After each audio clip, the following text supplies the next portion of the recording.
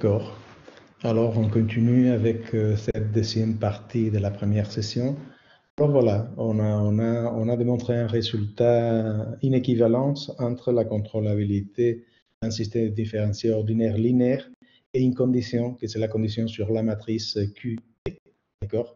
J'ai dit, dans le vidéo précédent, que la matrice QT, en général, elle est vraiment difficile d'être calculée. Alors maintenant, on va changer un peu. On va aussi donner un critère de contrôlabilité, mais plus direct. D'accord? C'est la condition de Kalman. Et pour cela, on va traiter d'abord le cas linéaire autonome. Ça veut dire, on va considérer le système différentiel, le problème de Cauchy pour le système différentiel I' égale à Y plus B U, d'accord, dans l'intervalle 0T. Et maintenant, on va supposer qu'il y a cette matrice constante, c'est une matrice carrée constante. Et bien, pareil, c'est aussi une matrice constante, d'accord? Comme toujours, on pose un contrôle, M contrôle, pour contrôler N variables, d'accord? Bon. Dans ce cas, on peut écrire un résultat de contrôlabilité, mais avant de ça, on va introduire la matrice de contrôlabilité, la matrice AB. C'est une grosse matrice et voilà la façon de construire cette matrice. Il y a M colonne dans B, après c'est AB, c'est le M colonne suivante, après A carré fois B et jusqu'au AN-1 fois B. Alors voilà, c'est une matrice qui doit avoir N lignes et c'est simple à voir que la matrice est là N fois M colonnes. Alors voilà, on peut démontrer un résultat de contrôlabilité en utilisant la matrice de contrôlabilité AB. Et voilà le résultat. Les trois conditions sont équivalentes. Le système 6 est certainement contrôlable autant T pour tout T. Si et seulement si il y a un T pour lequel le système il est contrôlable, et tout ça est équivalent à dire que le rang est égal à N. Le rang de la grosse matrice est égal à N. Cette condition elle est vraiment intéressante. C'est la condition de rang de Kalman. D'accord? Et vous voyez que construire la matrice de la grosse matrice AB, c'est vraiment plus simple parce qu'il ne faut pas résoudre le problème différentiel ordinaire. D'accord? Il ne faut pas calculer la matrice des Gramiens QT, la matrice QT. D'accord? Alors voilà, on va démontrer les résultats. C'est clair que 1 implique 2, ça c'est clair. D'accord? Alors maintenant, on va démontrer que la condition 3 implique la condition 1. Ça veut dire, si on a la condition de rang, alors le système doit être contrôlable pour tout T. D'accord? Alors on va faire la preuve par contradiction. Supposons que le système linéaire autonome n'est pas contrôlable autant T, pour un certain T fixé. Alors, ça c'est équivalent à dire que le déterminant de Qt est égal à 0, et ça c'est équivalent à dire qu'il y a un vecteur pour lequel phi0 étoile Qt phi0 est égal à 0. D'accord. Dans ce cas, je ne l'ai pas dit, mais dans ce cas, Qt, voilà l'expression de Qt. Parce qu'on peut travailler avec une matrice fondamentale, l'exponentielle de t fois a. Dans le cas constant, ça c'est une matrice fondamentale de notre système z' égale à a fois z. D'accord? Alors voilà, phi0 étoile qt phi0 est égal à 0. Donc, si vous faites les calculs, voilà l'expression de qt. Alors, cela, c'est équivalent à dire que cette intégrale est égale à 0. Et ça, c'est équivalent à dire que la fonction alpha est égale à 0 pour tout t, ou alpha, voilà, c'est la fonction phi0 étoile fois l'exponentielle de t moins t fois a fois b. D'accord? Et bon, ça, c'est une fonction qui dépend de t. Du coup, c'est une fonction vectorielle, d'accord, avec m composante. Et c'est clair que alpha est analytique. Alors voilà, alpha est égal à 0 sur l'intervalle 0t, si et seulement si, voilà, alpha est égal à 0 pour tout t, si et seulement si tous les dérivés de alpha sont égales à 0. Bon, c'est simple grâce à l'expression d'alpha, c'est simple et grâce à que la dérivée de, bon, on connaît quelle est la dérivée de notre exponentielle, c'est simple à démontrer que le dérivé d'alpha donne ça. Alors voilà, phi 0 étoile fois AKB est égal à 0 pour tout k. En particulier, pour k égale 0, k égale à 1, et jusqu'au k à n puissance n-1. Alors voilà, ça implique en particulier que phi 0 étoile fois AB est égal à 0. Et ça, c'est équivalent à dire que le rang, c'est plus petit qu'n. Alors voilà, par contradiction, on ne peut pas avoir la condition 3. D'accord? Et pour finir la preuve, on va démontrer que la condition 2 implique la condition 3. La condition 2 dit qu'il y a un temps pour lequel le système il est contrôlable. Alors, on fait pareil, par contradiction. Imaginons que le rang, c'est plus petit que n. Alors, comme tout à l'heure, il y a phi 0 différent de 0, pour lequel phi 0 étoile fois AB est égal à 0. Et si vous regardez les colonnes de AB, cela implique que phi 0 étoile fois AKB est égal à 0 pour tout k plus petit que n-1. Ce qu'on va démontrer, c'est que du coup, ça c'est vrai pour tout cas. D'accord? Et pour cela, pour démontrer que phi 0 étoile AKB est égal à 0 pour tout cas, on va utiliser le théorème de Cayley-Hamilton. Le théorème de Cayley-Hamilton dit que si P de lambda c'est le polynôme caractéristique de la matrice A, alors P de A est égal à 0. Ça veut dire A puissance n est égal à 1 à n-1 plus à 2 à n-2 plus jusqu'à n identité. Alors, c'est clair que on peut dire, je vais l'écrire pardon, je vais l'écrire ici, d'accord, c'est clair que dans ce cas, AN B phi 0 étoile, si on utilise l'expression de AN et si on utilise la condition, cette condition, c'est égal à 0. Et par induction, on peut démontrer que ça c'est vrai pour tout cas. Alors, si on revient à la preuve qu'on vient de faire, voilà, on a démontré que ça est égal à 0 pour tout cas. Ça, c'est équivalent à dire qu'alpha est égal à 0. Et si vous revenez, alors le déterminant de Qt est égal à 0. Et voilà, le système n'est pas contrôlable. Alors, on a démontré que la condition 2 implique la condition 3 par contradiction. D'accord? Et ça, c'est intéressant. À mon avis, ça me semble intéressant. Si le rang est égal à n, alors c'est équivalent à dire qu'il y a contrôlabilité pour un certain temps. C'est équivalent à dire que le système 6, il est contrôlable pour tout t. Alors, quand le système, s'il est contrôlable pour un certain temps, c'est contrôlable pour tout t. Et qu'est-ce qui se passe si le rang est plus petit et strictement que n? Qu'est-ce qui se passe si cette quantité n'est pas égale à n? Dans ce cas, le résultat de contrôlabilité est faux, mais on peut caractériser quelles sont les données initiales et quelles sont les données finales qu'on peut amener avec le système. D'accord? Et voilà, l'idée appartient à R de t y0. Si et seulement si, ça veut dire qu'il y a un contrôle pour lequel la solution est pour t égale à 0 vaut y0 et pour t égale à grand T, la solution vaut yd. Si et seulement si on a cette condition. Et x, c'est justement l'espace engendré pour les colonnes de AK fois B, avec K plus petit que n-1. D'accord? Alors voilà, on peut démontrer ça et je vous laisse ça comme exercice. D'accord? C'est aussi intéressant de montrer un autre résultat. Bon, je vais vous donner un autre résultat, mais sans preuve.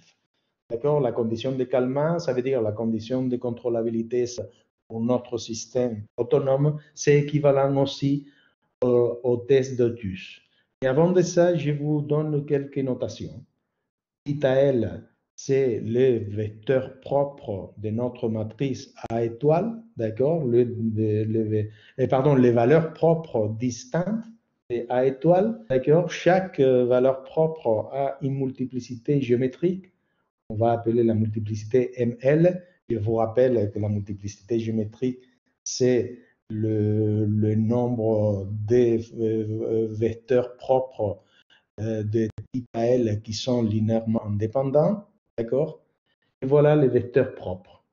Ça, c'est les vecteurs propres de A étoile liés à notre valeur propre θL. Alors voilà, le test de Thus dit que le rang de cette matrice doit être égal à n pour toute valeur propre L. D'accord? C'est une matrice qui a n plus m lignes et n colonnes. Alors voilà, ça c'est le test de Thus. Et ça c'est équivalent aussi à la contrôlabilité. Et puis, ça c'est aussi équivalent à dire que le rang de cette matrice est égal à ml. D'accord? Et si vous regardez, ça B étoile fois le vecteur propre de θL, ça, si vous faites le calcul, ça appartient à Rm. Donc ça c'est équivalent, dire que le rang est égal à ml, c'est équivalent à la contrôlabilité de notre système. Alors, si vous voulez, je vais ajouter une remarque en utilisant ça. Vous voyez que le rang est égal à ml si les vecteurs qu'il y a ici, ces vecteurs sont linéairement indépendants. Alors, 5 peut être écrit, la condition 5 peut être écrite d'une manière distincte. Alors voilà, différent. Alors, on peut dire que le système, le vecteur B étoile ML1, B étoile WL2, etc., sont linéairement indépendants. Alors voilà, comme sont des vecteurs d'ACM, on peut conclure que si le système est contrôlable, ML doit être plus petit que M. Alors, on ne peut pas contrôler un système en général, un système différentiel ordinaire linéaire autonome, si le nombre de contrôles c'est plus petit que la multiplicité géométrique d'un de ses valeurs propres. D'accord? Alors voilà, ça me semble aussi intéressant.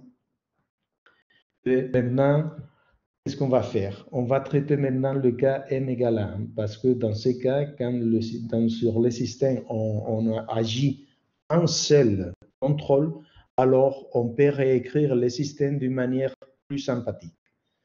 Alors voilà, si b m pardon, est égal à n à 1, pardon, alors b c'est un vecteur. C'est simplement un vecteur.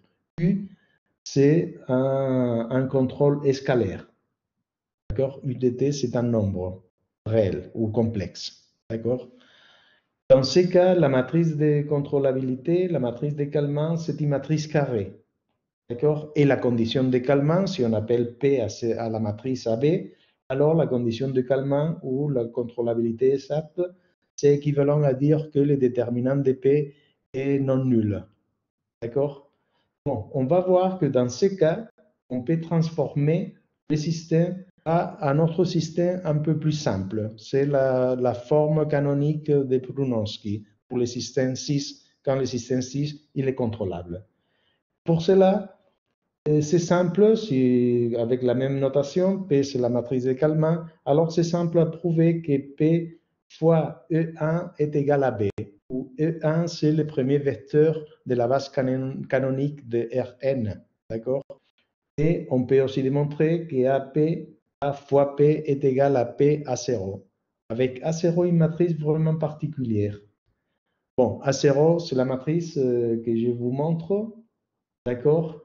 Et voilà, ça c'est simple à démontrer, que AP est égal à P fois A0. Mais pour démontrer ça, vous devez, disons, il faut appliquer de nouveau le théorème de Cayley-Hamilton. Cela implique en particulier que A puissance n fois B est égal à ça.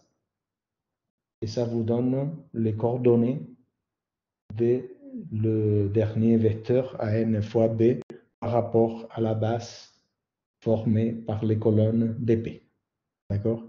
Alors voilà, ça c'est simple à démontrer. Les égalités sont simples à démontrer. D'accord? Et en particulier, qu'est-ce que ça implique? Tout ça implique. Bon, en particulier, ça implique que si on fait un changement de variable à notre système 6, 7 égale à P-1 Y, alors Z va vérifier cette condition. Z' égale à A0 fois Z plus P1U à l'intervalle 0T et Z de 0 égale P-1 de Y0. D'accord?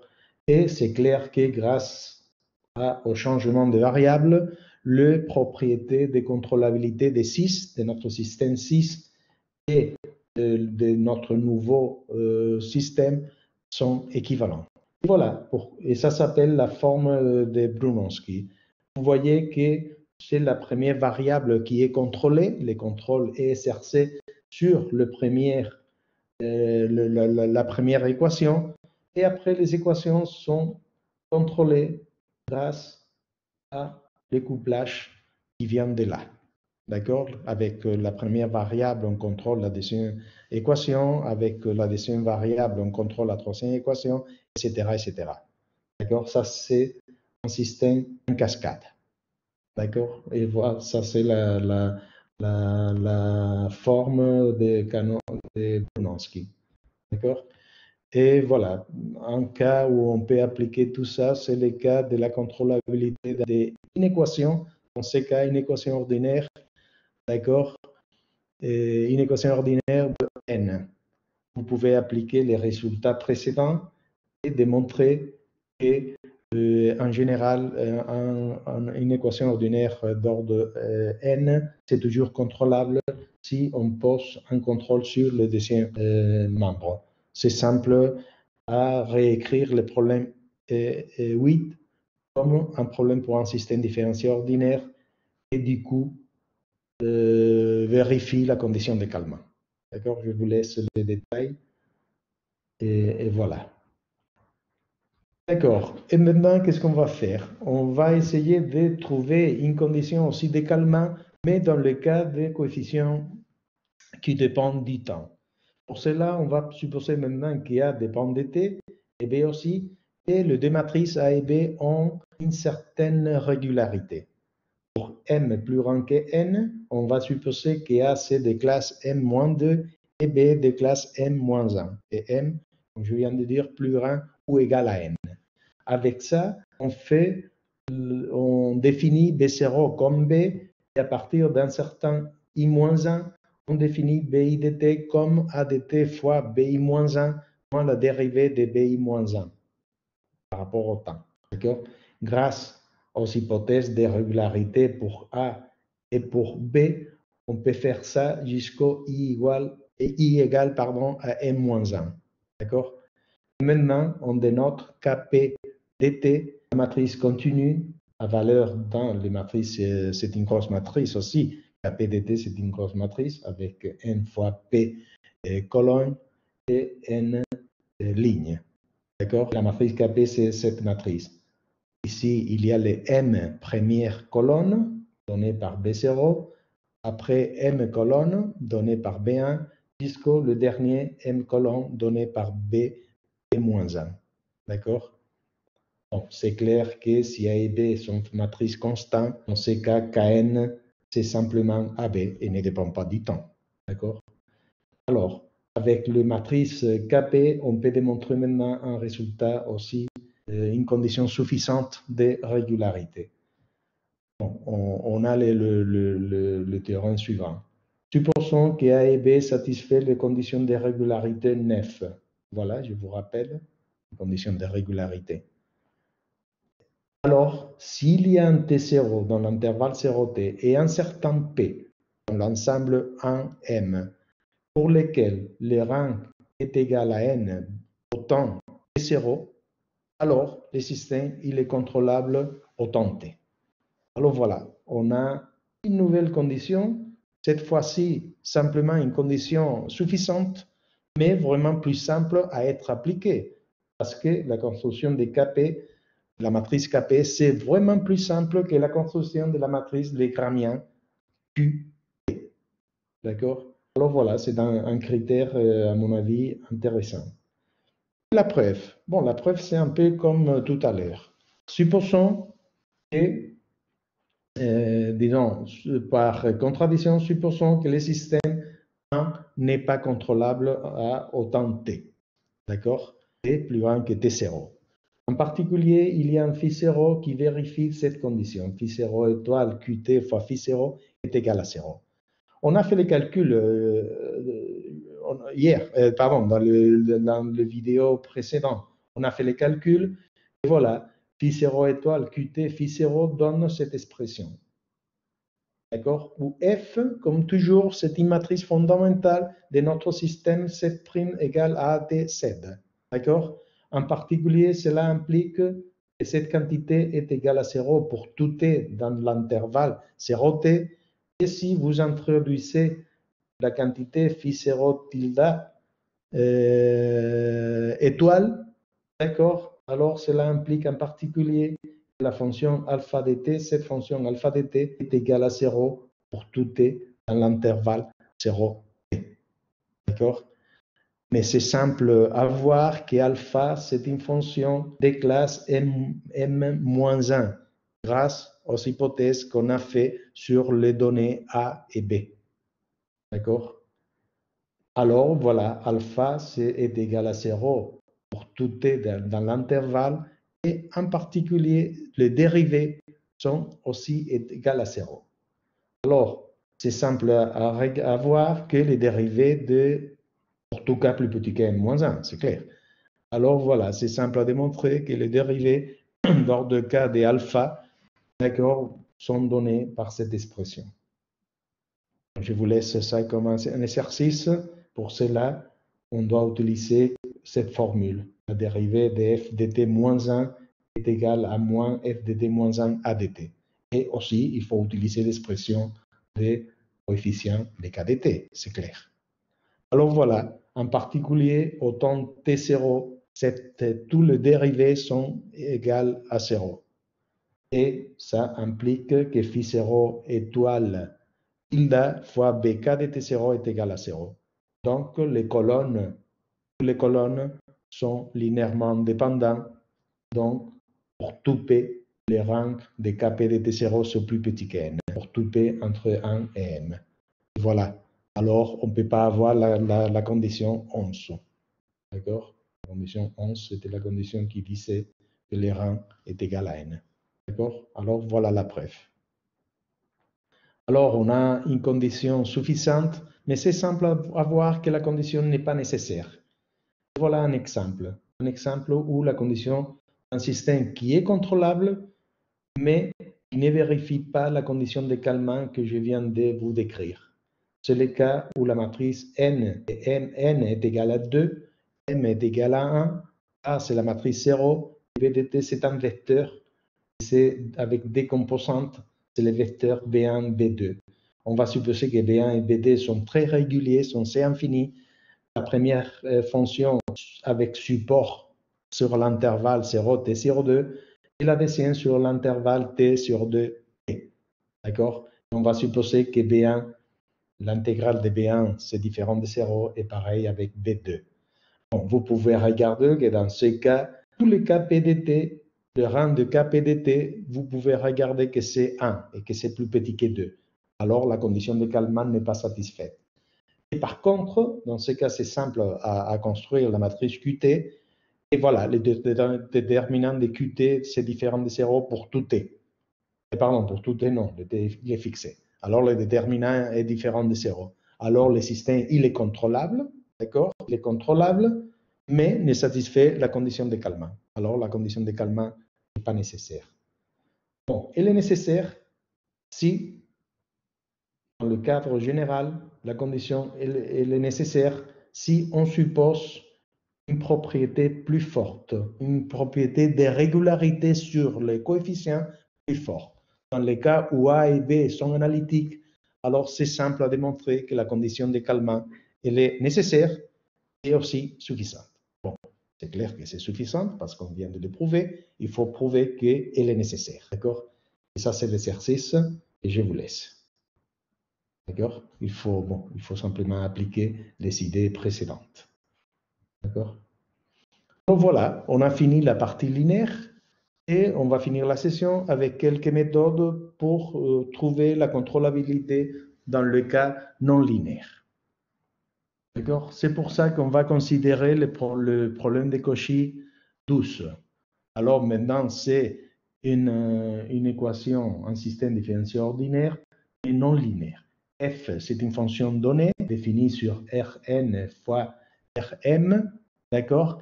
N, c'est le nombre d'équations dans notre problème, et n, c'est le nombre de contrôles, d'accord? Et voilà, U va être le contrôle, et dans ce cas, U, on va travailler avec des contrôles qui sont C0, qui sont continus, d'accord? Et voilà, Y, c'est la solution. La solution, Y, appartient à Rn. D'accord? Et on va étudier la contrôlabilité de ce système, que c'est un système non linéaire. D'accord? D'abord, est-ce que le problème il est bien posé? Bon, il faut faire attention parce que c'est un problème de Cauchy pour un système non linéaire. En général, la solution ne doit pas être définie dans l'intervalle CRT. Bon, je vous laisse quelques résultats d'existence et d'unicité des solutions et aussi des définitions de la solution, si la solution est définie sur l'intervalle. Pour cela, je vais considérer un système général, 7' égale à f de 7t, d'accord? Ça, bon, je vous laisse à vous les détails. Ça, c'est la définition d'une solution. C'est simplement une fonction continue dans un certain intervalle qui vérifie la formulation intégrale. D'accord? Ça, c'est une solution. On sait que le théorème de Picard dit que sous certaines hypothèses, il y a toujours une solution locale. Et aussi, on peut démontrer que sous certaines hypothèses, il y a toujours une solution maximale. D'accord? Voilà le théorème. Si on suppose que f, c'est une fonction continue et localement luthétienne par rapport à sa première variable, la variable z sur l'ensemble où la f est définie, localement luthétien, alors notre problème pour chaque donnée de Cauchy fixée, notre problème a une unique solution globale. Et la solution dépend des données, Z0 et de T0. Elle est définie dans un intervalle, dans l'intervalle de définition de la solution maximale T0, T1. Et du coup, on sait le comportement de la solution sur l'extrémité de l'intervalle de définition. D'accord? Et bon, est-ce qu'on peut dire maintenant que l'intervalle de définition contient l'intervalle 0? Bon, pour cela, je vais vous donner quelques conditions suffisantes. Si f elle est bornée dans un certain intervalle de 0 T1, de cette manière, C de t fois Z, la norme de Z plus 1, et si elle est localement luthétienne par rapport à la variable Z dans l'intervalle de 0 T1, alors la solution maximale contient l'intervalle l'intervalle de définition de la solution maximale contient l'intervalle T0, T1. D'accord? Alors voilà les résultats qui donnent une condition suffisante pour que la solution maximale soit définie sur un intervalle. Bon, si vous appliquez ça à notre intervalle 0t, voilà, vous pouvez obtenir ces coloraires. Si f est continue et globalement luthétienne, parce que la deuxième condition dit ça, qu'elle est globalement luthétienne, et si elle est bornée de cette manière, alors pour chaque contrôle, il y a une seule solution de notre problème, et notre solution, elle est définie sur l'intervalle 0. D'accord? Alors voilà. Maintenant, on sait que la solution, elle est définie sur l'intervalle 0t. Maintenant, on va traiter de démontrer un certain résultat. On va commencer pour un résultat de contrôlabilité locale aux trajectoires. D'accord? Et pour cela, l'idée qu'il y a derrière, c'est la linéarisation. Si la linéarisation de notre problème non linéaire est contrôlable, alors le problème non linéaire, il est localement contrôlable. Alors voilà, je vous donne les détails. On va travailler avec un système linéaire C'est la linéarisation de notre problème de Cauchy douce. Bon, va être la linéarisation autour d'une trajectoire définie sur l'intervalle 0t. Et qu'est-ce que c'est une trajectoire? Bon, une trajectoire, c'est simplement une solution de notre problème de Cauchy définie sur l'intervalle 0t pour une certaine condition initiale. La condition initiale, c'est I0 bar et un certain contrôle, et notre contrôle va être U bar. La solution, ça veut dire la trajectoire, c'est Y bar. D'accord? Et qu'est-ce que c'est? Voilà. Et qu'est-ce que c'est la définition? Quelle est la définition de contrôlabilité locale autour, au long de la trajectoire Y bar, U bar? Bon, c'est ça. Si pour tout epsilon, il y a un delta tel que si la donnée initiale n'est pas loin de la donnée initiale de notre trajectoire et la donnée finale n'est pas loin de la donnée finale de notre trajectoire, alors il y a un contrôle U qui n'est pas loin de la trajectoire, du contrôle de la trajectoire, tel que YDT est égal à YT. Ça, c'est la définition de contrôlabilité locale autour d'une trajectoire, un intervalle 0. D'accord, voilà un dessin pour montrer ce qu'on veut dire. D'accord, voilà un noir, la trajectoire, et puis voilà le résultat qui dit que si Y0 se trouve pas loin de la donnée initiale qui correspond à la trajectoire, et la donnée finale n'est pas loin de la donnée finale correspondant à la trajectoire, alors il y a un contrôle qui n'est pas loin de la trajectoire, tel que Y, la solution de notre problème, elle est définie sur l'intervalle 0t, vaut Y0 autant t égale 0, et vaut YD autant grand T. D'accord? Voilà un dessin de ce que je viens de définir. Et qu'est-ce que c'est une linéarisation autour d'une trajectoire? Pour cela, on fixe la trajectoire, Y bar, U bar, d'accord? Et on va supposer que f, c'est une fonction de classe C1, d'accord? C'est une fonction plus régulière, c'est une fonction de classe C1. Et voilà, la linéarisation, c'est un système linéaire où la matrice ADT bien définie comme ça. C'est la dérivée par rapport Y de F. Alors ça donne une matrice C0 et c'est une matrice carrée. Et BDT, c'est la dérivée des composants de F, FA n composants, par rapport à U qui a M composantes. Alors B, c'est une matrice aussi avec, comme toujours, avec M colonnes et N lignes. D'accord? Le théorème dit que, voilà, le théorème dit que si on fixe une trajectoire de notre système et on suppose que la linéarisation, le système linéaire, la linéarisation de notre problème non linéaire est contrôlable, la linéarisation autour de la trajectoire est contrôlable autant t, alors le système non linéaire est localement contrôlable au long de la trajectoire. D'accord? Voilà. Alors l'hypothèse, on a une trajectoire de notre système non linéaire et l'hypothèse dit que la trajectoire, la linéarisation, elle est contrôlable. D'accord? Alors on va démontrer le théorème. Pour ça, on va fixer YD égale EI. Bon, EI, c'est le ième élément de la base canonique de Rn. D'accord? Alors voilà, si on fixe, comme on sait que notre système linéaire, il est contrôlable, alors en particulier, il y a un contrôle continu tel que la solution de notre problème linéaire qui vaut 0 autant t égale à 0 vérifie que autant t est égal à EI. D'accord? Et ça, c'est vrai pour tout I. D'accord, maintenant on va fixer gamma.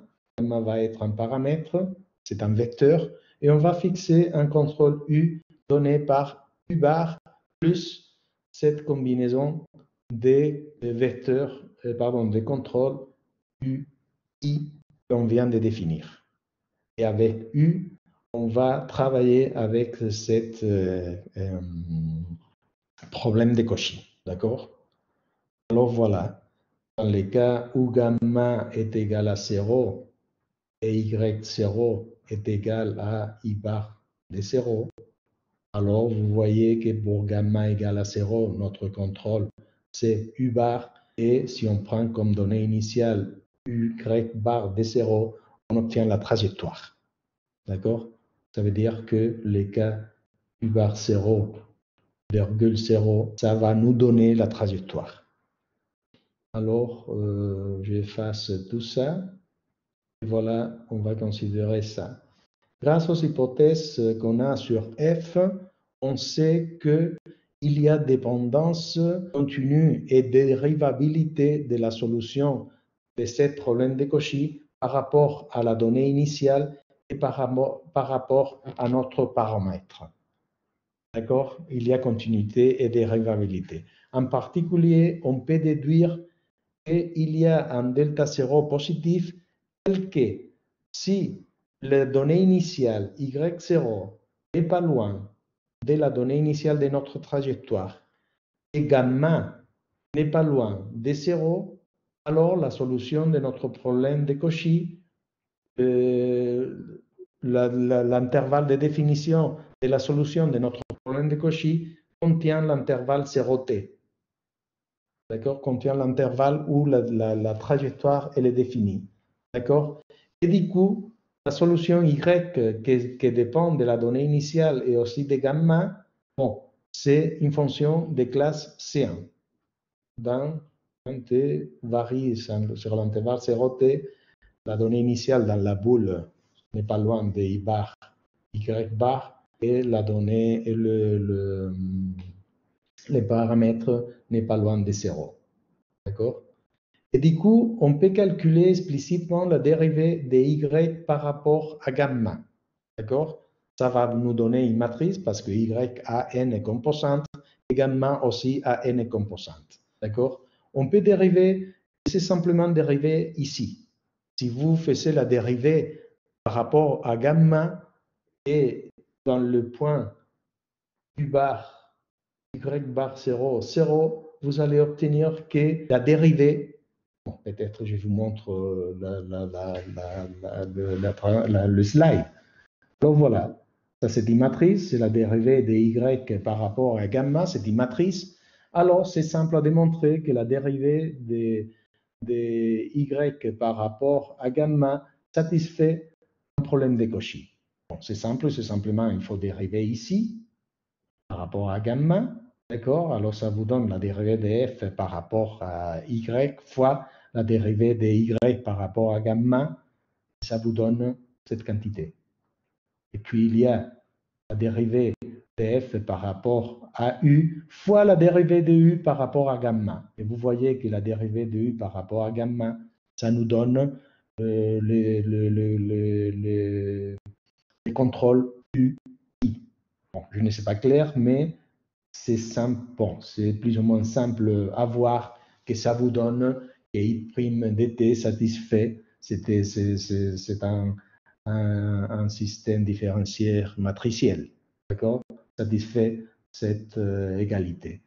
Et c'est clair que Y de 0, grand Y de 0 est égal à 0. Oui, ça c'est clair parce que si vous dérivez ici par rapport à gamma, alors c'est 0. Alors voilà. Et si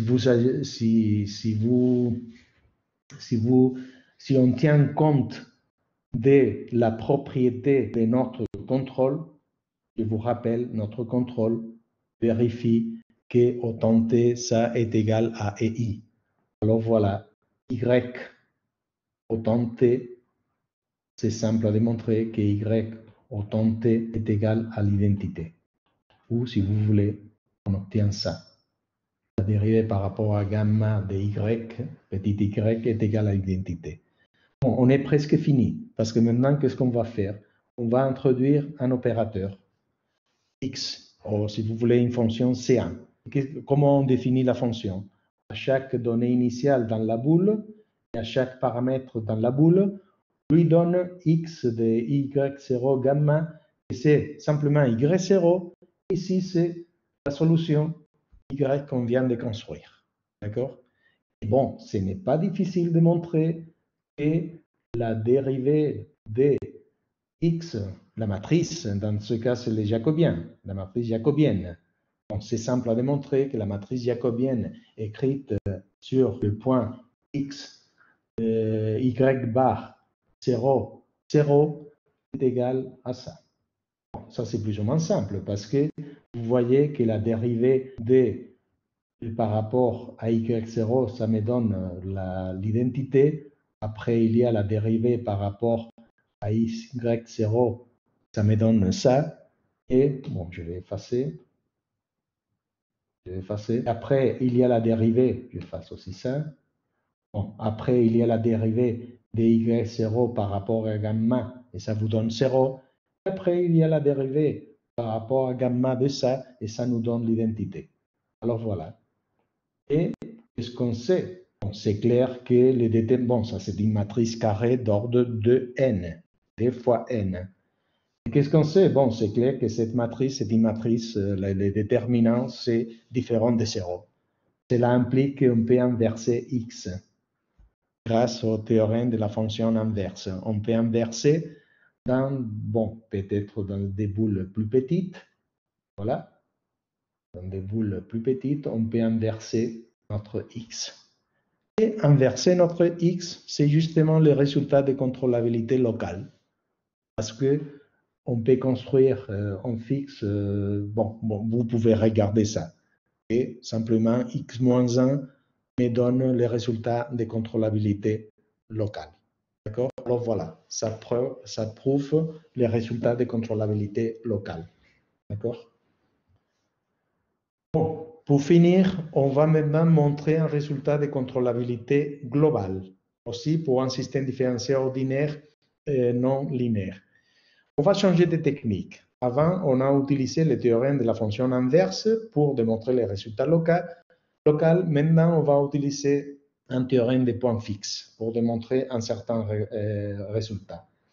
Pour cela, maintenant, on va travailler avec un autre système.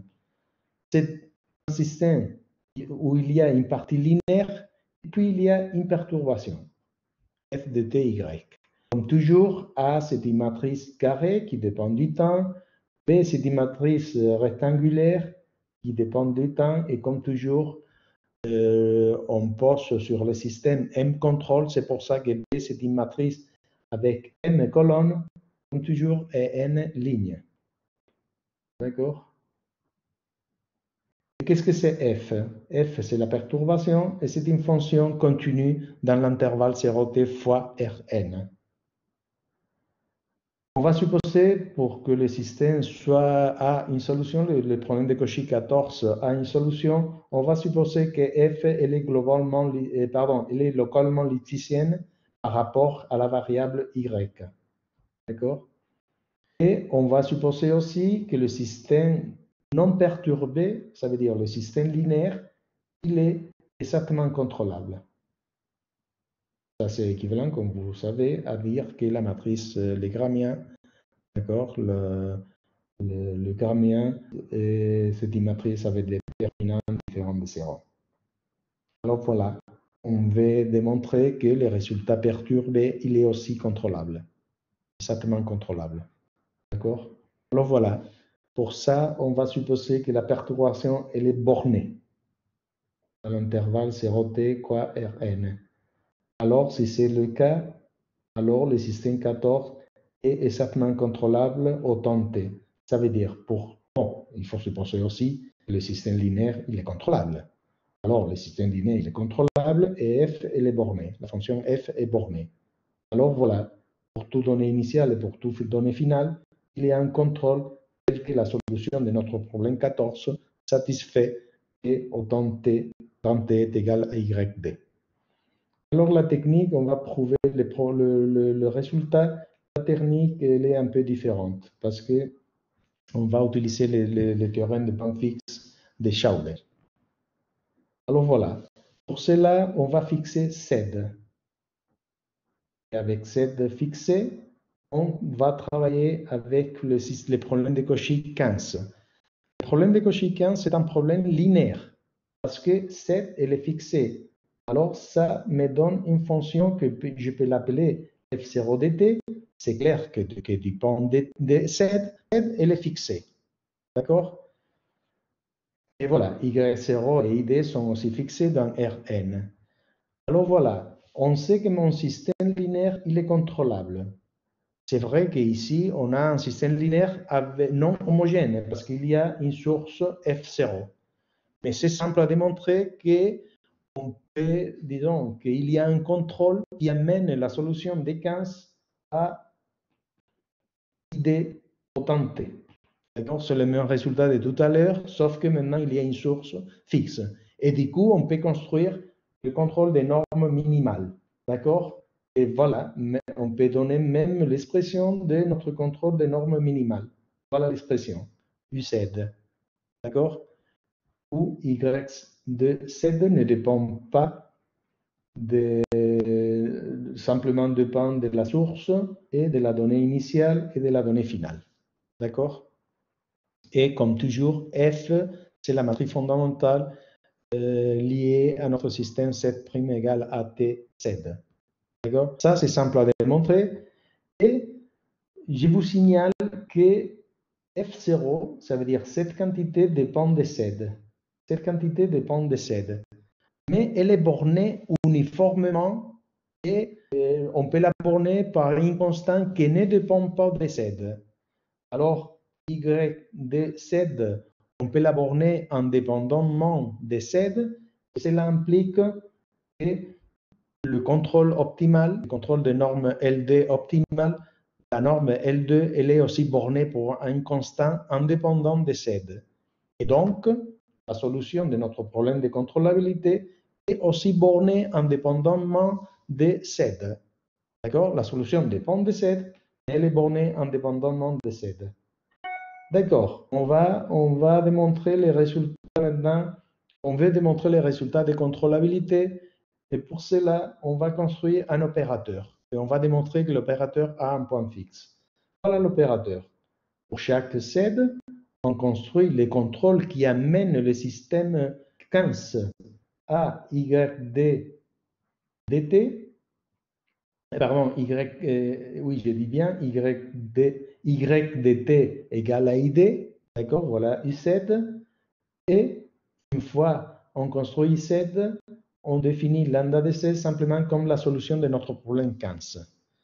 Alors, voilà, en particulier par définition, IZ dt est égal à YD.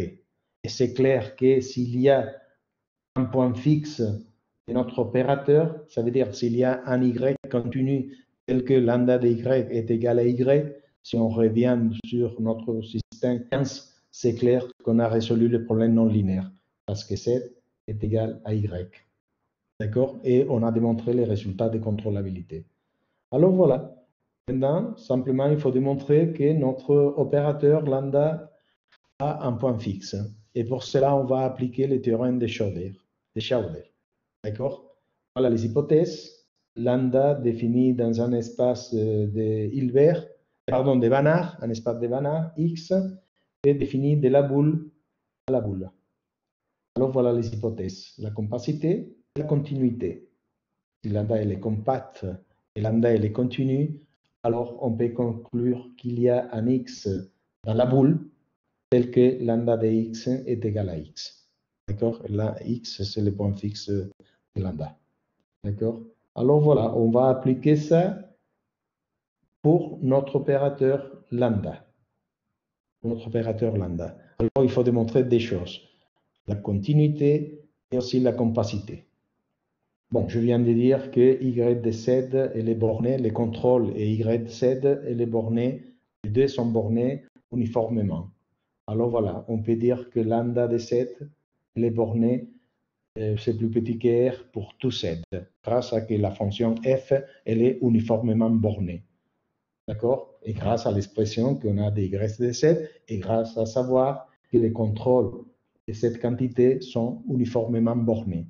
Alors voilà, si on travaille avec la boule des centres 0 et rayon R, ça dit que ça, lambda de la boule est contenu dans la boule. Alors voilà la la première condition. L'opérateur doit transformer une boule en soi-même. La deuxième condition, c'est la continuité. Pour la continuité, on va utiliser F. Je vous montre, F, elle est localement luthécienne. Je crois que j'écris ça quelque part. Et, je ne sais pas où est-ce que j'écris ça, mais F, elle est... Bon, je ne vois pas où j'écris ça. Ah oui, voilà, F, elle est localement luthécienne. D'accord? Si on utilise cette hypothèse, alors, et grâce à l'expression qu'on a de U, et grâce aussi à l'expression qu'on a de Y de Z, d'accord, on peut démontrer ça. Bon, si vous regardez l'expression de U de Z et de Y de Z, et grâce à que tout est borné uniformément, indépendamment de Z, c'est simple à démontrer ça. Et aussi ça. Alors voilà, ça en particulier la dernière condition vous donne que lambda c'est continu. Pourquoi on peut démontrer que lambda c'est compact? C'est un opérateur compact. Voilà, compact sur l'espace des fonctions continues. Bon, pour cela, on va utiliser le théorème de Ascoli-Arcela. Je vous rappelle, pour démontrer qu'un ensemble est relativement compact dans C0, il faut démontrer d'abord que c'est borné, l'ensemble il est borné dans C0, et aussi la équicontinuité de l'ensemble. D'accord? Voilà, c'est clair que l'ensemble il est borné, parce que Y, voilà, Y lambda est continu dans la boule. Alors l'ensemble est borné avec la norme des fonctions continues. Et pourquoi l'ensemble est continu, pardon. Oui, ça vient d'ici. La dérivée du prime de Z, c'est borné avec une constante que j'ai appelée L3dr et ne dépend pas de Z. Ça dépend de la boule, mais pas de Z. D'accord? Et bon, ça c'est clair que c'est borné parce que YZ elle est bornée. Et vous voyez que la dérivée de IZ, voilà, la dérivée est égale à ça. Donc, U, le contrôle, U, et cette quantité, tout ça est borné. Bon, peut-être je vais effacer un peu, parce que sinon on ne voit rien. Alors voilà, ça c'est la dérivée écrite pour Z, et c'est clair que toutes ces quantités sont bornées. Alors la dérivée, elle est bornée. Alors voilà, si la dérivée elle est bornée, l'ensemble, il est équicontinu. Voilà. Donc, on peut appliquer les théorèmes d'Ascoli-Arcela et ça dit que l'ensemble lambda de la boule est relativement compact dans l'espace de fonctions continues. D'accord? Alors, on peut appliquer les théorèmes de Schauder et on peut conclure qu'il y a un point fixe. Et ça, c'est équivalent à dire qu'on a résolu les problèmes de contrôlabilité exact et global. Pour toute donnée initiale et pour toute donnée finale, il y a un contrôle qui amène le système de Y0 à ID. D'accord? À YD. D'accord? Voilà la preuve. Elle est un peu, bon, peut-être elle est un peu technique. D'accord? Mais voilà. D'accord? Et finalement, est-ce qu'on a supposé que F, elle est, bon, localement luthécienne, ça c'est normal à supposer, mais on a supposé aussi qu'elle est uniformément bornée. Est-ce qu'on peut penser que le résultat il est vrai si F n'est pas borné? Non, en général, non. Et voilà un contre-exemple. Un contre-exemple très simple avec une fonction F qui n'est pas bornée. C'est moins Y2.